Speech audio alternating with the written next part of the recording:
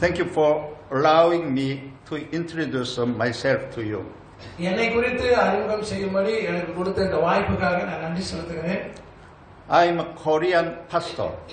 நான் கொரியாவை சேர்ந்த ஒரு ஊழியக்காரர். I had studied the systematic theology in Korea. கொரியாவிலே நான் முறையாக இறையியல் கல்லூரியிலே நான் படித்தவராக இருக்கிறேன். I was called to be a missionary for Indians according to God's will. தேவனுடைய சித்தத்தின்படி நான் மிஷனரியாக இந்தியாவுக்கு அழைக்கப்பட்டிருந்தேன். I have worked in Karnataka state of India as a missionary for 10 years. இந்தியாவிலே கர்நாடகா என்று சொல்லப்படுகிறதான மாநிலத்திலே நான் கிட்டத்தட்ட 10 ஆண்டுகளாக மிஷனரியாக அங்கு நான் பணியாற்றினேன். My missionary in India is to set up the gospel centers, the evangelists and the pastors. இந்தியாவிலே என்னுடைய ஊழியமானது அங்கே நற்செய்தியை மையமாக ஒன்று உருவாக்கப்பட வேண்டும். அதன் மூலமாக அங்கு போதகர்களையும் சுவிசேஷகர்களையும் அமைப்பதாக ஒரு எண்ணம் இருந்தது. I have 5 seminaries for training the evangelists and the pastors in India. இந்தியாவிலே எங்களுடைய ஊழியமானது ஒரு நற்செய்தி மையமாய் கொண்டதாக அது இருக்கின்றது. அது ஊழியர்களையும் சுவிசேஷகர்களையும் உருவாக்கக்கூடியதாக இருக்கிறது. In my school there are 200 pastors and evangelists. அது மாத்திரமல்ல, இந்தியாவிலே அங்கே பல சுவிசேஷ ஊழியங்களை கருத்தரங்களை ஆரம்பிக்கிறது மட்டுமில்லாமல் ஏறக்குறைய ஒரு 200 போதகர்களை அங்கே சுவிசேஷர்களாக உருவாக்கப்பட்டிருக்கிறார்கள். I am training up the evangelists and pastors by teaching the Bible. வேதத்தின் மூலமாக நான் அவர்களுக்கு இந்த சுவிசேஷ போதக பயிற்சிகளை அவர்களுக்கு நான் அளித்து வந்தேன். The Bible I teach is John Gospel and Romans and Colossians and Hebrews. நான் அவங்களுக்கு கற்றுக் கொடுத்த அந்த புத்தகமானது வேதத்திலிருந்து யோவான் எழுதின சுவிசேஷம், ரோமர், கலாத்தியர் மற்றும் எபிரேயர் புத்தகமாய் இருக்கிறது. The Bible speaks of Jesus Christ from beginning to the end.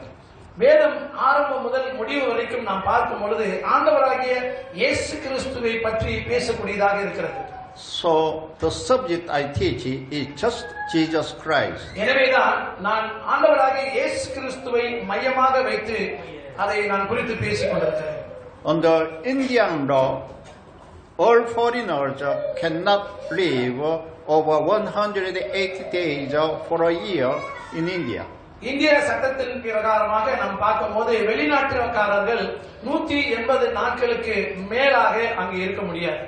So I decided to work in Malaysia for the remaining 180 days a year. ஆகையினால் தான் நான் முடிவெடுத்தேன் இந்த 180 நாட்களை மலேசியாவிலே நான் ஊழியம் செய்யும்படியாக.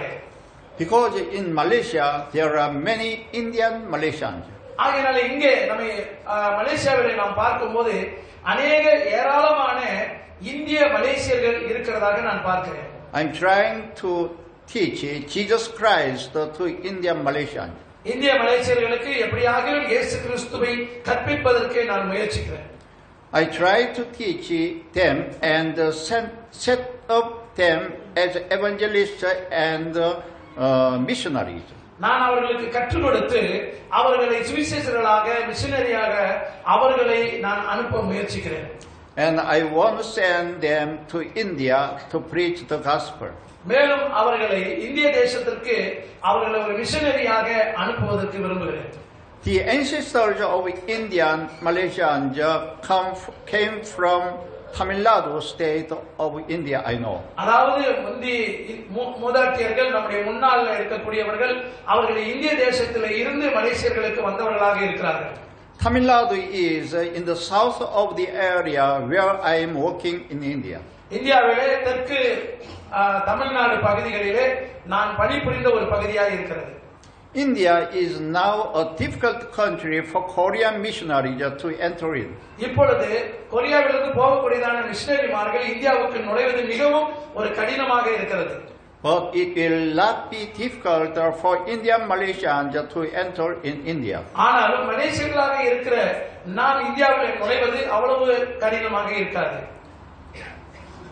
I'm praying that you Malaysians work for a mission in India. நான் உங்களுக்காக நான் ஜெபிக்கிறேன். ஒருவேளை இந்தியாவுக்கு மிஷனரிகளாக நீங்க வேலை செய்ய வேண்டும் என்று சொல்லி. I think this is God's will, which was planned from 400 years ago by God. இது தேவனுடைய திட்டமாக 400 ஆண்டுகளுக்கு முன்பதாகவே இது தேவனுடைய சித்தமாக இருக்கிறது என்று நான் நினைக்கிறேன். I bless Malaysians to be used by God preaching the gospel in India. இந்தியாவிலே தேவனுடைய நற்செய்தியானது அது பிரசங்கிக்கப்பட வேண்டும் என்று சொல்லி மலேசியர்கள் அங்கு பயன்படுத்த வேண்டும் என்று சொல்லி நான் ஆசீர்வதிக்க விரும்புகிறேன். I want utterly the Malaysian Christians to pray for 1.3 billion Indians. ஆகையால மலேசிய கிறிஸ்தவர்கள் 1.3 அதாவது 1.3 மில்லியன் இந்தியர்களுக்காக நான் ஜெபிக்க விரும்புகிறேன். Let's pray for today's word. தேவனுடைய வார்த்தைக்காக நாம் இப்பொழுது ஜெபிக்க போகிறோம். நாம் ஜெபம் செய்வோம். Let's pray. ஜெபிப்போம். Father God, thank you for your grace and unfailing love. பிதாவே தேவனே உம்முடைய கிருபைக்காக மாறாத அன்புக்காக நாங்கள் நன்றி செலுத்துகிறோம். Thank you for declaring us righteous by believing in Jesus Christ. இயேசு கிறிஸ்துவை விசுவாசிப்பதன் மூலமாக எங்களை நீதிமான்களாக நீர் அறிவித்ததற்காக உமக்கு நன்றி செலுத்துகிறோம். We know that God wants all men to be saved. எல்லா மனிதர்களும் உம்மாலே அவர்கள் ரட்சிக்கப்பட வேண்டும் என்பதை நாங்கள் அறிகிறோம். We know that God wants us to come to a knowledge of the truth. தேவனுடைய சத்தியத்தை அறிகிற அறிவை அடைய வேண்டும் என்று சொல்லி தேவன் விரும்புகிறார் என்று நாங்கள் அறிகிறோம். And we know that salvation and hope come from you, our God. தேவனுடைய ரட்சிப்பும் நம்பிக்கையும் உம்மிடத்திலிருந்து வருகிறது என்று நாங்கள் அறிகிறோம். That is the reason why we all assemble before you with an honest heart. அது நிமித்தமாக நாங்கள் அனைவரும் உம்முடைய சமூகத்திலே உண்மையான இருதயத்தோடு கூட நாங்கள் இன்று கூடி வந்திருக்கிறோம். Please help us to know Jesus more accurately through the gospel. தேவனுடைய சுவிசேஷத்தின் நற்செய்தியின் மூலமாக நாங்கள் இன்னும் இயேசு கிறிஸ்துவை துல்லியமாக அறிந்து கொள்ள எங்களுக்கு உதவி செய்யும். Please help us to know God's heart better through your word. கர்த்தருடைய இருதயத்தை நாங்கள் நன்கு அறிந்து கொள்வதற்கு உம்முடைய வார்த்தையின் மூலமாக எங்களுக்கு உதவி செய்யுங்கள். And please help us to know God's will better through your word. நாங்கள் தேவனுடைய சித்தத்தை அதை அறிந்து ஆண்டவரே அதன் மூலமாக எங்களுக்கு நன்கு அறிந்து கொள்ள உதவி செய்யும். Today we will not receive the full anointing of the Holy Spirit. இன்று பரிசுத்த ஆவியானவர் முழுமையான அபிஷேகத்தை நாங்கள் பெற விரும்புகிறோம். At this time, anoint us fully with the Holy Spirit upon each of us. இந்த நேரத்தில் எங்கள் ஒவ்வொருவர் மீதும் பரிசுத்த ஆவியானுடைய முழுமையான அபிஷேகம் எங்களை நிரப்பப்பட வேண்டும். Father God, please help us to know ourselves better through your word. பிதாவே தேவனே எங்கள் மத்தியிலே உம்முடைய வார்த்தையின் மூலமாக ஆண்டவரே நாங்கள் உம்மை அறிந்து கொள்வதற்கு உதவி செய்யுங்கள். Please help us to know that we all are sinners in the presence of God. தயவாக நாங்கள் அறிந்து கொள்வதற்கு உதவி செய்யும். நாங்கள் எல்லோரும் அனைவரும் பாவிகள் என்று அறிய எங்களுக்கு உதவி செய்யும். Please grant us your wisdom and discernment through your word. உமது ஞானத்தையும் உம்முடைய பகுத்தறிவையும் உம்முடைய வார்த்தையின் மூலமாக எங்களுக்கு தெரியப்படுத்தும்.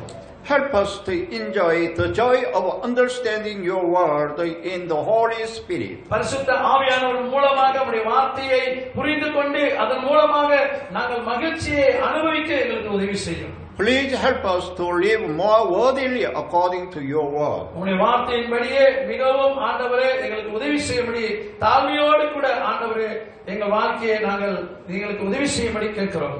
Please help us to glorify and enjoy you forever. என்றென்றைக்கும் உம்முடைய நாமத்தை நாங்கள் மகிமைப்படுத்தவும் ஆண்டவரே அதை அனுபவிக்கவும் எங்களுக்கு உதவி செய்யுங்கள். Now we rely on the Holy Spirit with all our heart. நாங்கள் முழு மனதோடு ஆண்டவரை இப்பொழுது பரிசுத்த ஆவியானவரை நாங்கள் நம்பி இருக்கிறோம். We pray in the name of Jesus Christ who saved us. Amen. இயேசு கிறிஸ்துவின் நாமத்திலே எங்களை ரட்சித்த இயேசுவின் நாமத்திலே நாங்கள் ஜெபிக்கிறோம். ஆமென். Hallelujah. Hallelujah. From now on I'm going to preach the gospel for you. Okay. இப்பொழுது நம்ம தேவனுடைய வார்த்தையை நான் பிரசங்கிக்க போகிறேன். Today the main text is John Gospel chapter 1 verse 1 2 3 and 10 and 14 15. இன்றைக்கு நாம் பார்க்க போகிற தேவனுடைய வார்த்தையானது யோவான் எழுதின சுவிசேஷ புத்தகம் 1வது வசனம் 2வது வசனம் 3வது வசனம் 10வது வசனம் 14வது வசனம் 15வது வசனத்தை பார்க்க இருக்கின்றோம். First let's read together John Gospel chapter 1 verse 1 2 3. ஆதியிலே வார்த்தை இருந்தது, அந்த வார்த்தை தேவனிடத்தில் இருந்தது, அந்த வார்த்தை தேவனாய் இருந்தது. அவர் ஆதியிலே தேவனோடு இருந்தார். சகலமும் அவர் மூலமாய் உண்டாயிற்று. உண்டானது ஒன்றும் அவராலே அல்லாமல் உண்டாகவில்லை. வசனம் 10.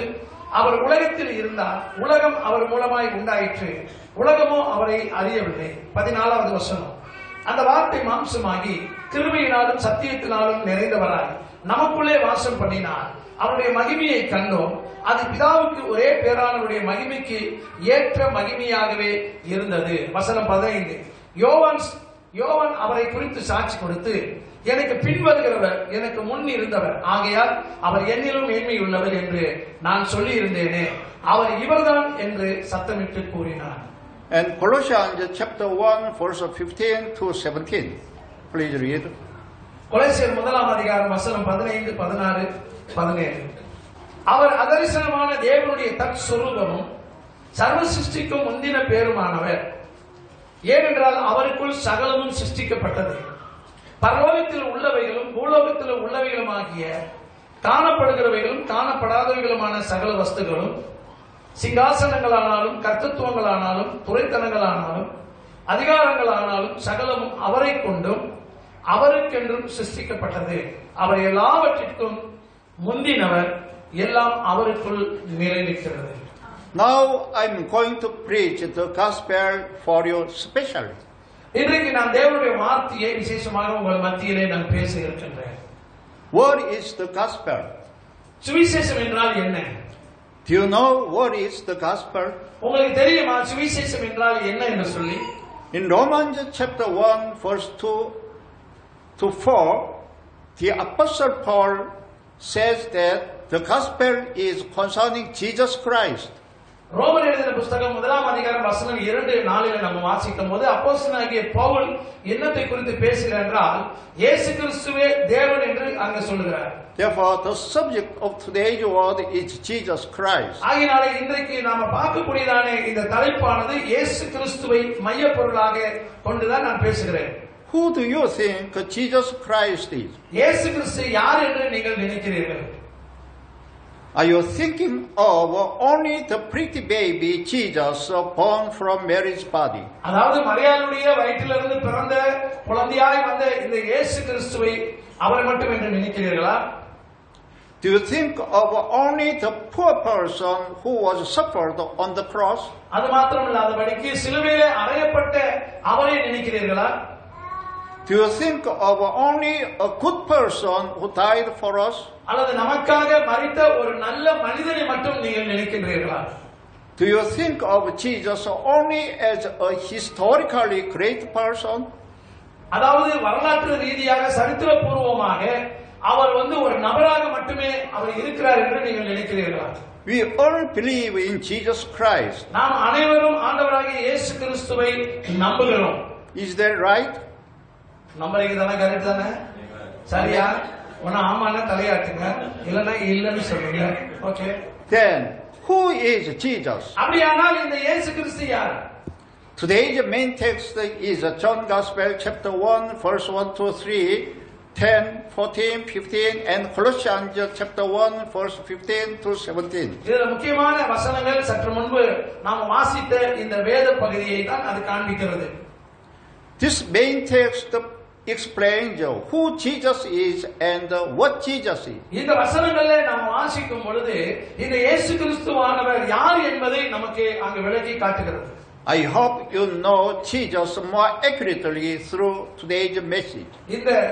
இன்னைக்கு சொல்லப்படுகிற தேவனுடைய வார்த்தையின் மூலமாக நீங்கள் இயேசு கிறிஸ்துவை நீங்க துல்லியமாக அறிந்து கொள்வதற்கு அது உதவி செய்யும். God is here now in our midst. தேவனாகிய கர்த்தர் இப்பொழுது நம் மத்தியிலே அவர் இருக்கிறார். God is here now in this assembly. அவர் இங்கே இருப்பதனாலே நாம் நிச்சயமாக ஆசீர்வதிக்கப்படுகிறவர்களாக இருப்போம். May you be blessed by God. ஆண்டவராலே நீங்கள் ஆசீர்வதிக்கப்பட முடியும். May you be healed by the light of Jesus Christ our Lord. நம்முடைய ஆண்டவராகிய இயேசு கிறிஸ்துவின் மூலமாக நீங்கள் குணமடைய முடியும். First of all, please read John Gospel chapter 1 verse 1 to verse 3. சற்று முன்பதாக வாசித்த அதே வேத பகுதியை நாம் வாசிக்கலாம். யாராவது வாசிப்பீங்களா? வேகமா வாசிக்கணும் இருக்கீங்களா? ரொம்ப லேட்டா தான் யோசிப்பீங்க போல இருக்கு. ஆதியிலே வார்த்தை இருந்தது, அந்த வார்த்தை தேவனிடத்தில் இருந்தது, அந்த வார்த்தை தேவனாய் இருந்தது. அவர் ஆதியிலே தேவனோடு இருந்தார், சகலமும் அவர் மூலமாய் உண்டாயிற்று. உண்டானது ஒன்றும் அவராலே அல்லாமல் உண்டாகவில்லை. வசனம் 10. And the first உலகத்தில் இருந்தார், உலகம் அவர் மூலமாய் உண்டாயிற்று. 14வது வசனம். அந்த வார்த்தை மாம்சமாகி கிருபையினாலும் சத்தியத்தினாலும் நிறைந்தவராய் நமக்குள்ளே வாசம் பண்ணினார். அவருடைய மகிமையை கண்டோம்.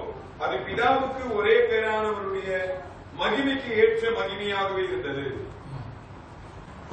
The subject of today's message is our King Jesus Christ, the Creator God, who existed before the world began. இந்த வசனத்தில இருந்து நாம என்னத்தை தியானிக்க போகிறோம் என்று சொன்னால், ஆண்டவராகிய இயேசு கிறிஸ்து இந்த உலகம் தோன்றுவதற்கு முன்பதாகவே இருந்தவர் மட்டுமல்ல, அவர்தான் படைப்பாளர் என்று இந்த வசனத்தின் மூலமாக நமக்கு தெளிவடைகிறது. Jesus Christ is the Creator God who existed before the world began. ஆண்டவராகிய இயேசு கிறிஸ்து இந்த உலகம் உண்டாவதற்கு முன்பதாகவே அவர் இருந்தவரும் அவர் ஒரு படைப்பாளருமாக இருக்கிறார் என்று சொல்லி நம்ம பார்க்கிறோம். Jesus Christ is the Son of God who has existed from eternity. இயேசு கிறிஸ்துவானவர் அவர் நித்தியத்தில் இருக்கக்கூடிய ஒரு தேவனுடைய குமாரனாக அவர் காணப்படுகிறார். With which word does the Apostle John start John Gospel? ஆகையால இந்த யோவான் புத்தகத்தில் நம்ம வாசிக்கும் போது அப்போஸ்தலனுடைய யோவானும் இந்த வார்த்தையுடன் தான் அவர் தொடங்குகிறார். In the book of John Gospel, Apostle John starts with the word. In the beginning was the word. யோவான் இந்த புத்தகத்தை அவர் எழுதும் பொழுது ஆதியிலே வார்த்தை இருந்தது என்கிற அந்த வார்த்தையுடன் அவர் தொடங்குகிறதை நம்ம பார்க்கிறோம். Apostle John declares that Jesus is God with the starting word of John Gospel. யோவான் எழுதின இந்த புத்தகத்தின் மூலமாக நம்ம இந்த தொடக்க வார்த்தை ஆதியிலே வார்த்தை இருந்தது என்பது யோவான் இங்கே தெளிவாக நமக்கு அறிவிக்கிறார். In the beginning was the word. ஆதியிலே வார்த்தை இருந்தது என்று சொல்லப்பட்டிருக்கிறது. How can we know that the word declared Jesus is God? ஆதியிலே வார்த்தை இருந்தது, இது இயேசு கிறிஸ்துவை தேவன் என்று அறிவிக்கிறது என்று சொல்லி நாம் எப்படி இதை அறிந்து கொள்ள முடியும்? First of all, please read Genesis chapter 1 verse 1 and John Gospel chapter 1 verse 1. ஆதியாகமம் 1ஆம் அதிகாரம் 1வது வசனமும் யோவான் எழுதின சுவிசேஷ புத்தகம் 1ஆம் அதிகாரம் 1வது வசனத்தை நாம் பார்க்கும்போது Genesis chapter 1 verse 1, in the beginning God created the heavens and the earth. ஆதியாகமம் 1ஆம் அதிகாரம் 1வது வசனம் என்ன சொல்லப்படுகிறது என்று சொன்னால், ஆதியிலே தேவன் வானத்தையும் பூமியையும் சிருஷ்டித்தார் என்று போடப்பட்டிருக்கிறது. And John Gospel chapter 1 verse 1, in the beginning was the word. ஆனால் இங்க யோவான் எழுதின சுவிசேஷ புத்தகத்திலே 1ஆம் அதிகாரம் 1வது வசனத்திலே ஆதியிலே வார்த்தை இருந்தது என்று சொல்லப்பட்டிருக்கிறது. In the English Bible, Genesis chapter 1 starts with the word in the beginning. ஆங்கில வேதாகமத்திலே ஆதியாகமம் புத்தகம் 1ஆம் அதிகாரம் 1வது வசனத்திலே ஆதியிலே என்கிற வார்த்தையுடன் தான் அதுவும் தொடங்குகிறது. And John Gospel chapter 1 verse 1 also starts with the word in the beginning. அதே போல யோவான் எழுதின சுவிசேஷ புத்தகத்திலும் கூட 1ஆம் அதிகாரம் 1வது வசனத்திலே அதிலேயும் கூட ஆதியிலே வார்த்தை இருந்தது என்று தான் தொடங்குகிறது. All the English Bible expresses the word in the beginning. ஆகினாலே ஆங்கில வேதாகமத்திலே நாம் தொடர்ந்து இங்க பார்க்கும்போது ஆதியிலே என்ற வார்த்தையை தான் வெளிப்படுத்தி இருக்கிறது. But in the original Bible, the word in the beginning are different meaning from each other between Genesis and John Gospel. ஆனால் ஒரிஜினலாக அல்லது உண்மையாக இருக்கக்கூடிய வேதத்தில் இருந்து நாம் பார்க்கும்போது ஆதியிலே என்கிற அந்த வார்த்தையானது ஆதியாகமத்திற்கும் யோவான் எழுதின புத்தகத்துக்கும் அது மாறுபட்டதாக வேறுபட்டதாக அர்த்தம் கொண்டதாக இருக்கிறது. Speaking again, in the beginning of John Gospel is a different meaning from that of Genesis. யோவான் எழுதின சுவிசேஷம் இந்த புத்தகத்தை நாம் பார்க்கும்போது அவர் சொல்லும் பொழுது ஆதியிலே என்பது என்கிற அந்த வார்த்தையானது ஆதியாகமத்தில் சொல்லப்பட்ட அந்த வார்த்தைக்கு அது வேறுபட்ட அர்த்தத்தை கொடுக்கக்கூடியதாக இருக்கிறது. In the beginning of Genesis uses the word Bereshit in Hebrew language. ஆதியாகமம் என்று சொல்லப்படுகிற அந்த ஆதியிலே என்கிற அந்த வார்த்தைக்கு எபிரேய பாஷையிலே அதற்கு அர்த்தம் என்ன கொடுக்கப்பட்டிருக்கிறது என்றால் பெரஷித் என்கிற வார்த்தை பயன்படுத்தப்பட்டிருக்கிறது. Bereshit means the starting time of the universe. Parikshit என்பதற்கு அதனுடைய அர்த்தம் என்னவென்று சொன்னால் அது இந்த பிரபஞ்சத்தினுடைய தொடக்கத்தினுடைய பொருளாக அது காணப்படுகிறது. That is, it means the beginning of time and space. அதாவது காலத்தினுடைய தொடக்கத்தை அது காண்பிக்கிறது. அங்க நம்ம பார்க்கிறோம். In English, Bereshit means in the beginning of the world. ஆங்கிலத்திலே நம்ம இந்த பரிசித் என்றால் உலகத்தினுடைய தொடக்கம் என்று பொருள்படுகிறது. Therefore, in the beginning, in Genesis chapter 1, verse 1 means when the world began. ஆதியாகமம் 1ஆம் அதிகாரம் 1வது வசனத்திலே அங்க நம்ம பார்க்கிற ஒரு காரியம் என்னவென்றால் உலகம் தொடங்கிய போது என்பதற்கு பயன்படுத்தப்பட்ட ஒரு வார்த்தை அது. But in the beginning of John Gospel uses the word arche in the Hellenic language. ஆனால் யோவான் தன்னுடைய நற்செய்தியின் தொடக்கத்தில் என்பது ஹெலனிக் என்கிற மொழியிலே ஆர்கே என்கிற வார்த்தை பயன்படுத்தப்பட்டிருக்கிறது. Arche means before all things were created. இந்த ஆர்கே என்றால் என்ன அப்படின்றால் எல்லாம் படைக்கப்படுவதற்கு முன்பாக இருந்தது என்கிற ஒரு பொருளாக இருக்கிறது. Arche means before the world began or from eternity in English. ஆகையாலே ஆங்கிலத்திலே ஆர்கே என்கிற இந்த வார்த்தைக்கு உலகம் தொடங்குவதற்கு முன்பதாக அல்லது நித்தியத்திலே இருந்து வரக்கூடியதாக இருக்கிறது என்பது பொருள்படுகிறது. Therefore, in the beginning was the word of John Gospel chapter 1 verse 1 can be interpreted as follows. ஆகையால்தான் யோவான் இந்த இடத்துல அவர் சொல்லப்படும் பொழுது இந்த 1ஆம் அதிகாரம் 1வது வசனத்துல வார்த்தை இருந்தது என்பதை அவர் இவ்வாறு விளக்கி இருக்கிறார். It is that the world has already existed before God created the world. உலகம் படைப்பதற்கு முன்பதாகவே தேவனுடைய வார்த்தை இருந்தது என்று சொல்லி நாம் இங்க பார்க்கின்றோம். In the beginning of John Gospel means before the world was created. உலகம் தொடங்குவதற்கு முன்பதாகவே இந்த வார்த்தை இருந்தது என்பதை குறித்து நாம் இங்க பார்க்கிறோம். Therefore, God is the one who has existed since before all eternity. ஆகையினாலே நாம் அறிந்து கொள்ள வேண்டிய விஷயம் என்னவென்று சொன்னால் தேவன் இந்த உலகம் தொடங்குவதற்கு முன்பதாகவே அவர் நித்தியத்திற்கு முன்பே இருந்தவர் என்று சொல்லி நாம் அறிந்து கொள்ள வேண்டும். When nothing existed except God, there was the Word. தேவனை தவிர வேறு எதுவும் இல்லாத இருந்த காலத்திலே தேவனுடைய வார்த்தை அது இருந்ததாகவே இருக்கிறது. By the way, John Gospel says that the Word is the Christ, the Son of God.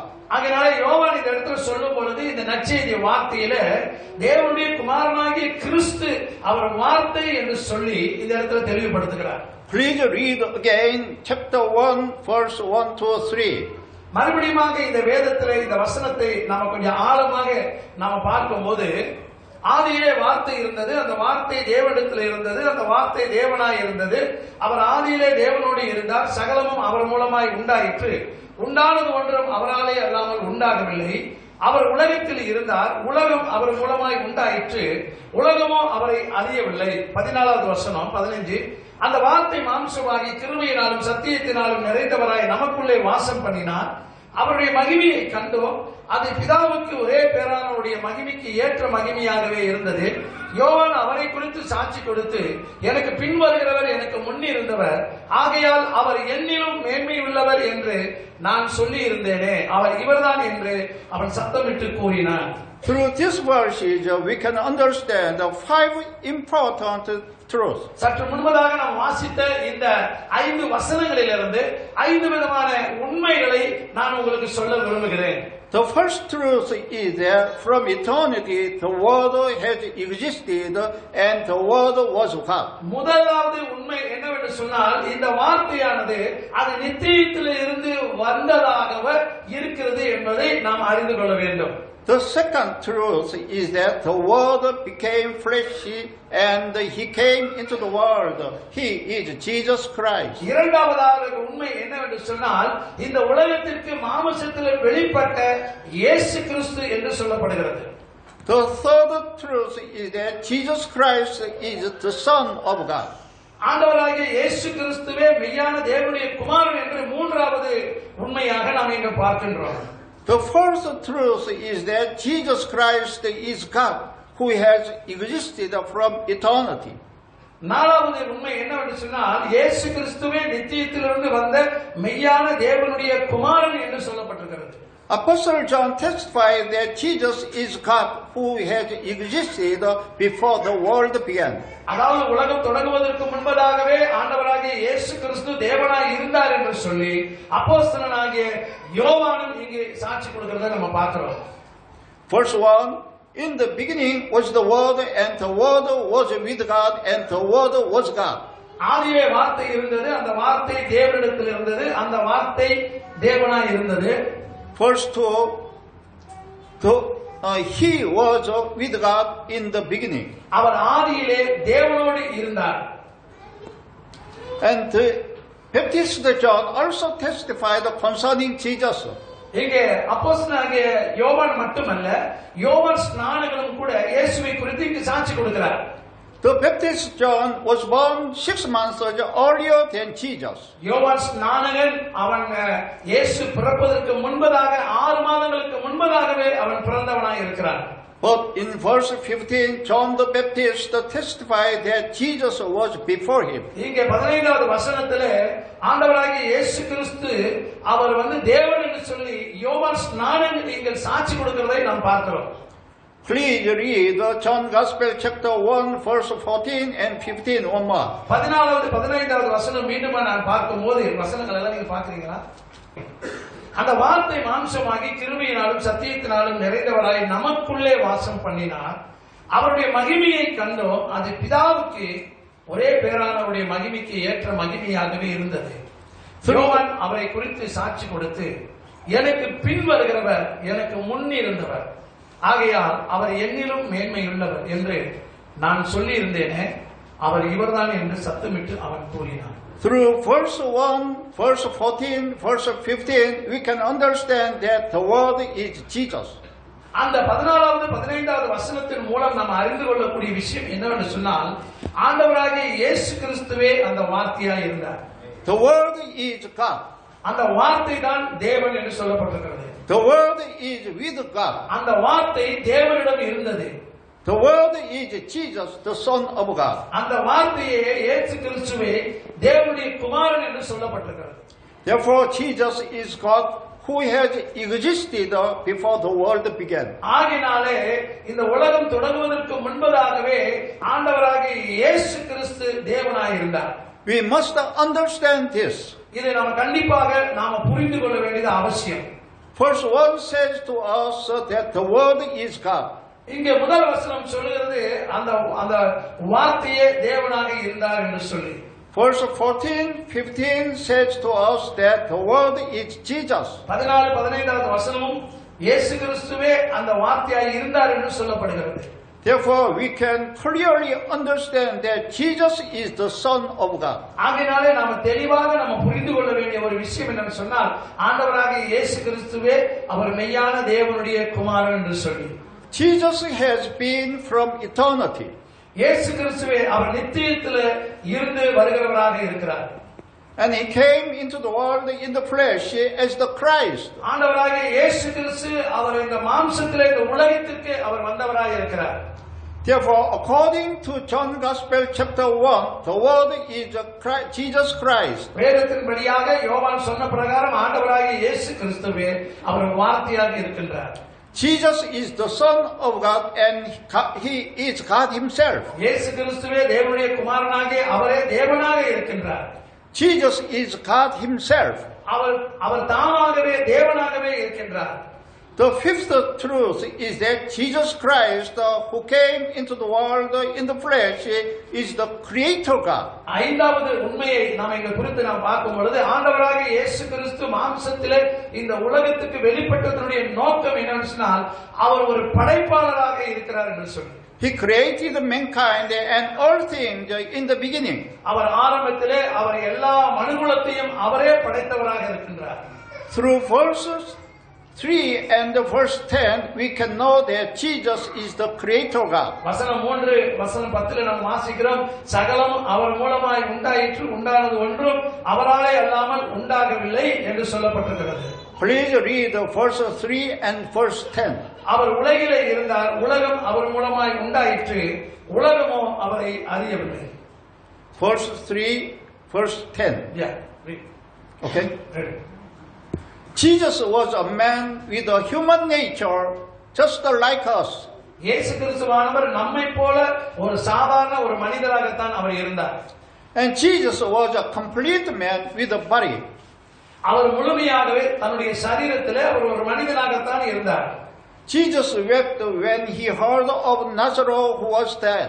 இயேசு கிறிஸ்து லாசரு மரித்த போது அவர் கேள்விப்பட்ட போது இயேசுவும் கூட அந்த இடத்துல அழுதார் என்று சொல்லி நம்ம பார்க்கிறோம். Jesus grieved just like us. அவர் நம்மை போலவே அவரும் துக்கம் அடைந்தவராக இருந்தார். Jesus felt severe pain when he was hit by a thorn whip. இயேசு கிறிஸ்துவை அவரை வாரினால் அடிக்கும் பொழுது அவரும் கூட கடுமையான வலியை உணர்ந்தவராய் காணப்பட்டார். However, Jesus was not a creature like us. ஆனாலும் கூட ஆண்டவராகிய இயேசு கிறிஸ்து நம்மை போன்ற ஒரு உயிரினம் அல்ல. Even though Jesus had a body, Jesus was a complete God. ஆண்டவராகிய இயேசுவுக்கு அவர் முழுமையான சரீரம் அவர் இருந்திருந்தாலும் கூட அவர் ஒரு தேவனாகவே அவர் இருந்தார். Jesus was God himself. இயேசு கிறிஸ்து தாமே தேவனாக இருந்தார்.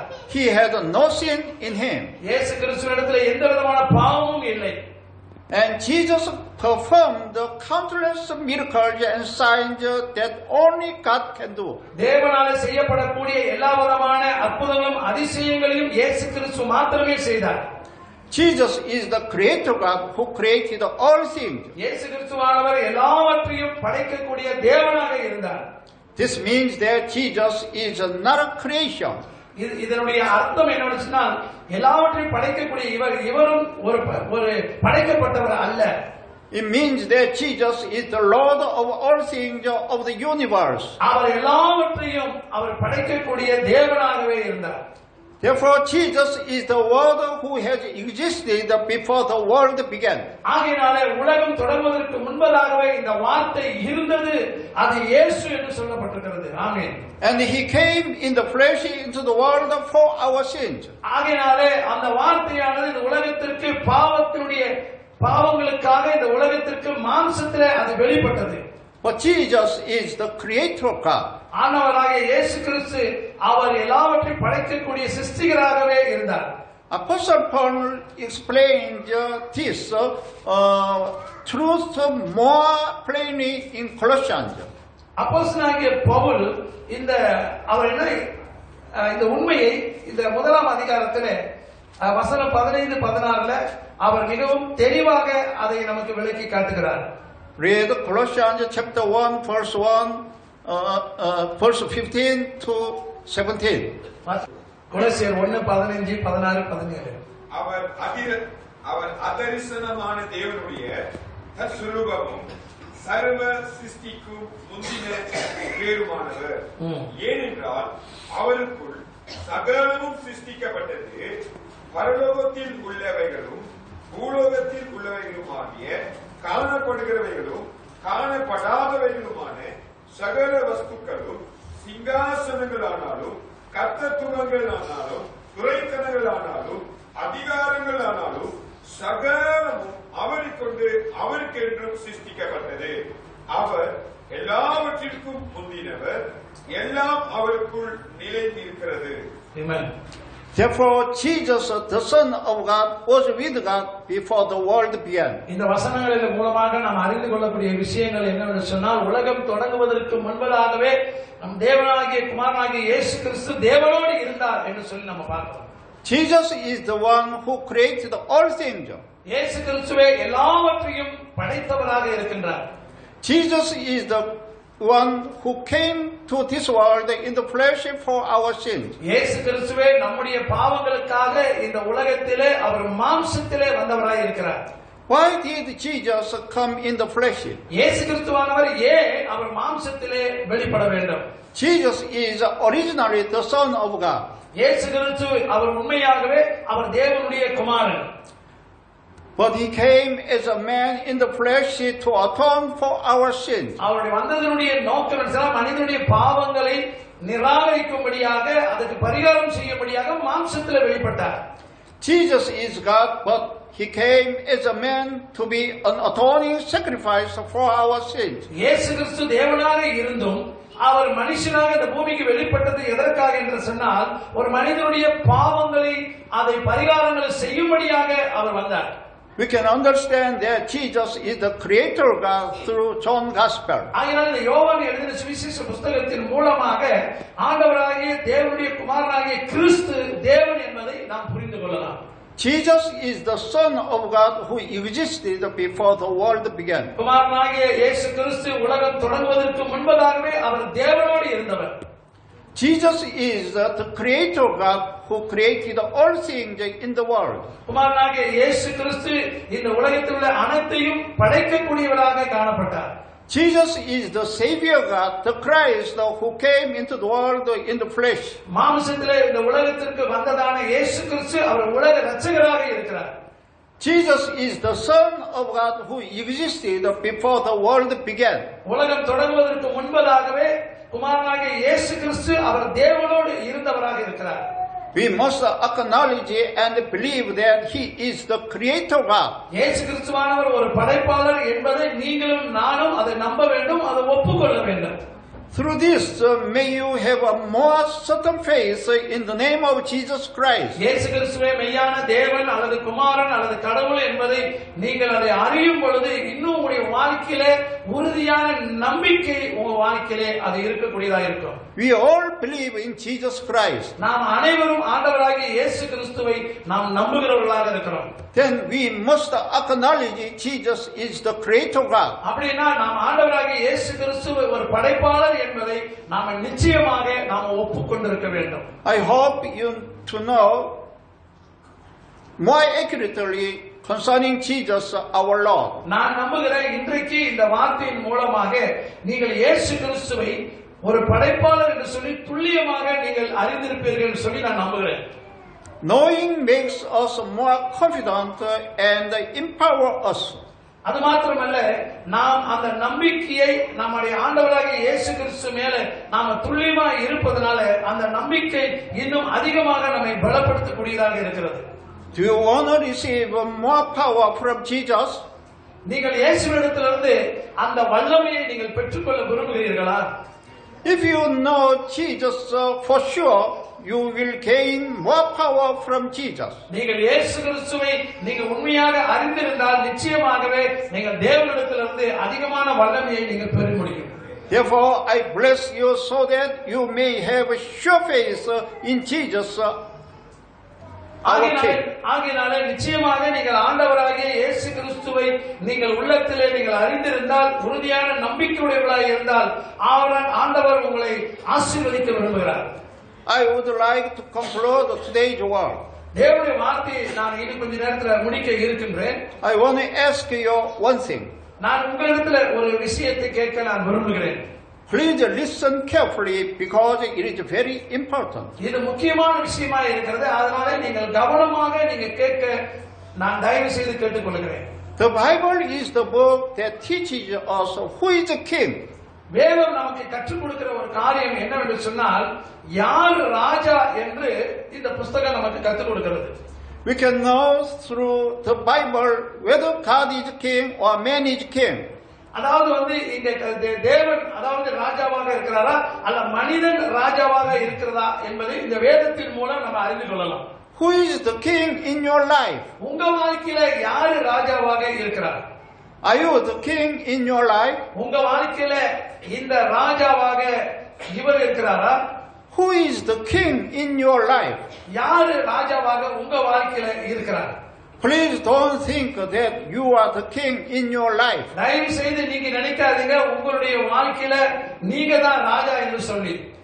If you think you are the king in your life, then you cannot overcome many problems and many troubles. உங்க வாழ்க்கையில நீங்க ராஜா என்று நினைச்சீங்கன்னா உங்க வாழ்க்கையில வரக்கூடிய போராட்டங்களை பிரச்சனைகளை நீங்க ஒருபோதும் அதை சமாளிக்க முடியாது அல்லது தீர்க்க முடியாது. If you have a lot of difficulties and troubles now, then you should look back to see whether you thought yourself as the king of your life. ஆகையால இன்றைக்கு நீங்களும் நானும் நம்ம நிறைய பிரச்சனைகள்ல நிறைய போராட்டங்களில கஷ்டங்களில நாம கடந்து போகும்போது நீங்கள் யோசிச்சு பார்க்கணும் என்னுடைய வாழ்க்கையில நான் ராஜாவாக இருக்கிறேனா என்பதை நீங்கள் திரும்பி பார்க்க வேண்டும். If you think you are the king of your own life, you have to repent. ஒருவேளை நீங்களே ராஜாவாக இவ்வளவு நாள் நீங்கள் இருப்பீர்கள் என்று ஒருவேளை நீங்கள் நினைத்தால் நீங்க அதில இருந்து இன்னைக்கு நீங்கள் மனம் திரும்ப இடம் கொடுக்க வேண்டும். We were saved from sin through Jesus Christ. நாம இயேசு கிறிஸ்துவின் மூலமாக பாவத்திலே இருந்து நாம விடுவிக்கப்பட வேண்டும் அல்லது காப்பாற்றப்பட வேண்டும்.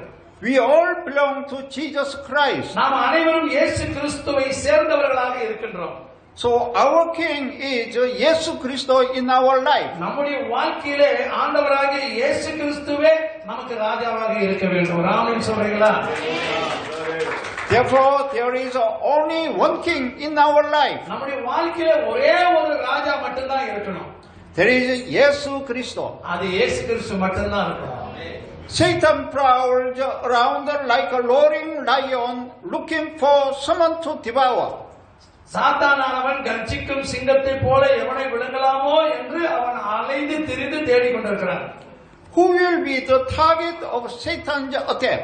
யார் சாத்தானுடைய தாக்குதலுக்கு அவர்கள் இலக்காக இருப்பார்கள் என்று சொன்னால் That would be the person who thinks that he himself is the king of his own life. அதாவது தன்னுடைய வாழ்க்கையிலே தான் ராஜா என்று நினைக்கக்கூடிய வாழ்க்கையில தான் அப்படிப்பட்ட பிரச்சனைகளை அவன் தாக்குதலுக்கு கொண்டு வருகிறான் இருக்கிறான். The Satan seeks out and attacks the person who thinks I am the king of my life. யார் தன்னுடைய வாழ்க்கையில ராஜா என்று நினைக்கிறானோ சாத்தானவன் அவனை தான் தேடி தாக்குகிறவனாக இருக்கிறான். If we want to entrust all the problems of our lives to God and receive God's help, we must acknowledge that Jesus Christ is the Creator God and the King of our lives. ஆண்டவராகிய இயேசு கிறிஸ்துவே நம்முடைய வாழ்க்கையில ராஜாவாக இருக்கிறார் என்று நாம் நினைத்தால் நாம் அப்படி ஒப்பு கொடுத்தால் நம்முடைய வாழ்க்கையில வரக்கூடியதான பிரச்சனைகளிலும் போராட்டங்களிலும் இருந்து நாம் உதவி பெறுவதற்கு இந்த ராஜா தான் உண்மையான ராஜா என்று சொல்லி நாம் ஒப்புக்கொள்ள வேண்டும். That is the way how we can have a faith that we rely on God correctly. ஆகையாலே நாம் தேவனை சரியாக நம்ம நம்பி இருக்கிறோம் என்கிற அந்த நம்பிக்கையோடு கூட நாம சரியான வழியில போய் கொண்டிருக்கிறோம் என்பது இது நமக்கு காண்பிக்கும். Do you have any problems and troubles in your life? உங்க வாழ்க்கையில ஏதேனும் பிரச்சனைகள் அல்லது போராட்டங்கள் இருக்கின்றதா?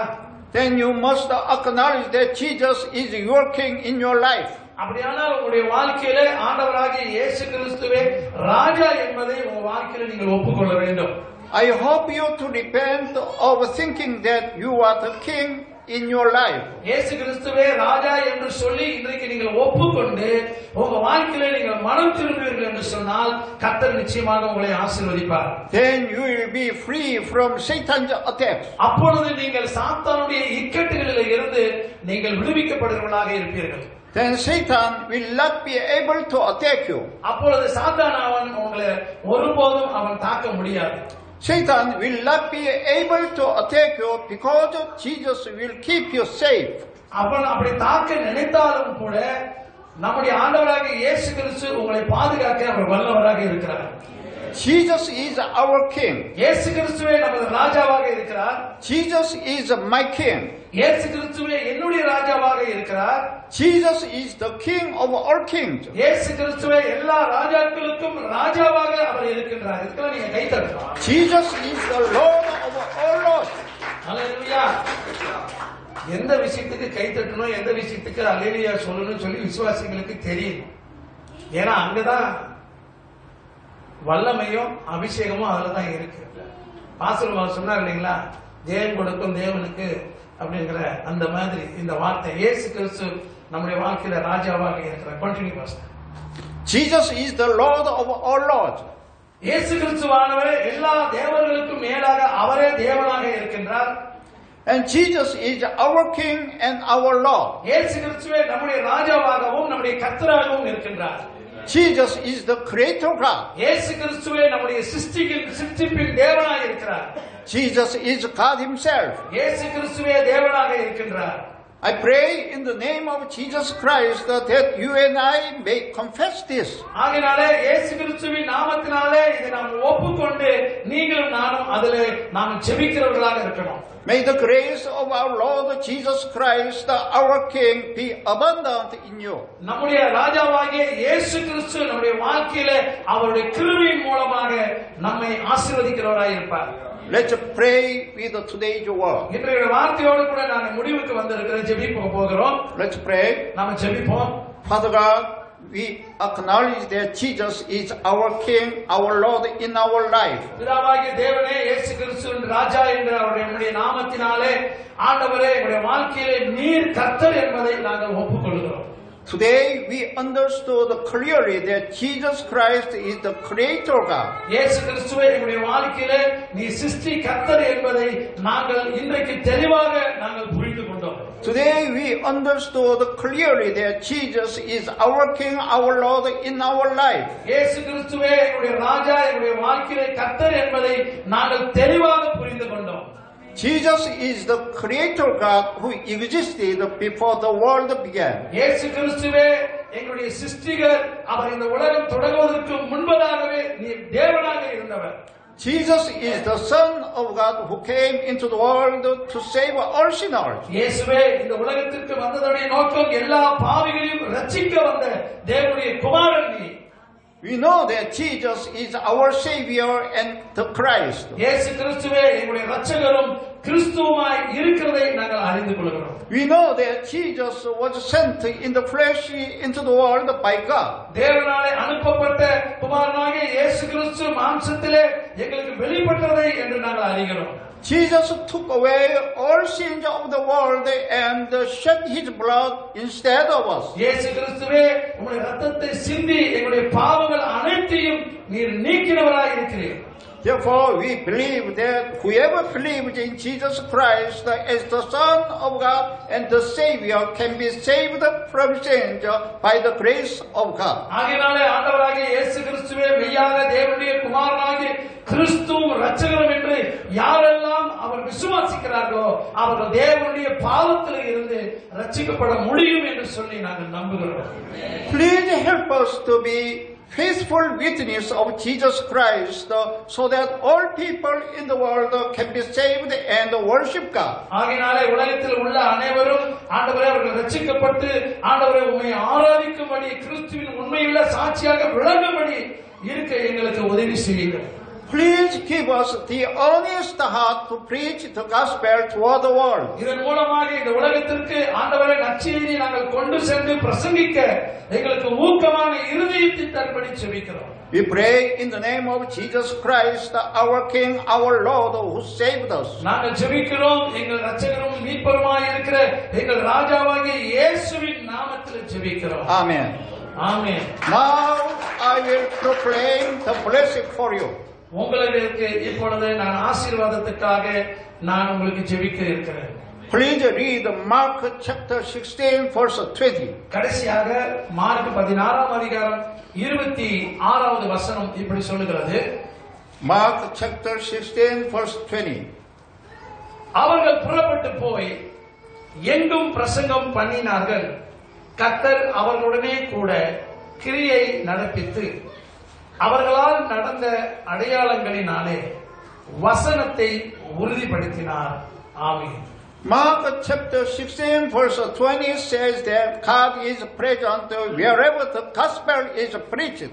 இந்த வசனம் என்ன நமக்கு தெளிவுபடுத்துகிறது என்றால் தேவனுடைய வார்த்தையை எங்கெல்லாம் போய் நாம் பிரசங்கிக்கிறோமோ அங்கெல்லாம் ஆண்டவர் அவர் அற்புதங்களையும் அடையாளங்களையும் அவர் நடத்தி கிரியைகளினாலே அதை காண்பிக்கின்றார்.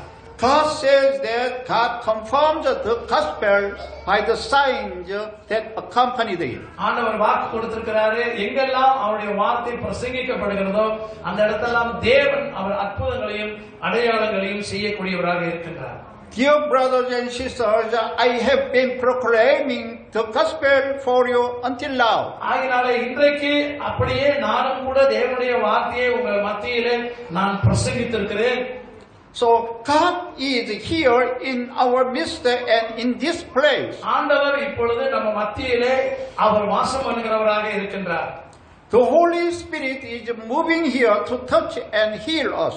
பரிசுத்த ஆவியானவர் நம்மை தொட்டு குணப்படுத்துவதற்கு அவர் இங்கே இருக்கின்றார்.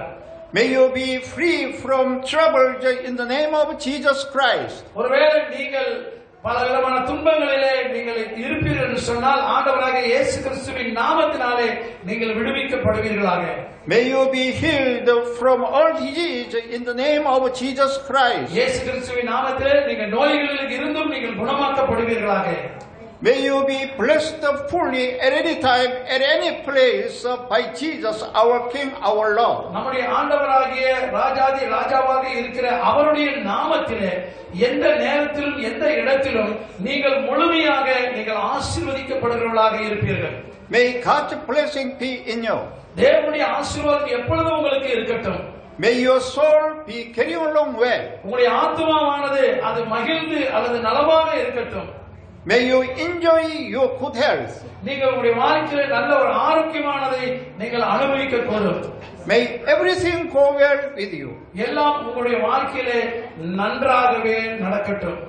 God bless you and your family. கடவுள் உங்களையும் உங்கள் குடும்பத்தினரையும் அவர் ஆசீர்வதிப்பாராக. Amen. Amen. Amen. Hallelujah. Hallelujah. Hallelujah. சந்தோஷமா இருக்கு. மீண்டும் நல்ல ஒரு கரங்களை தட்டி வாசல்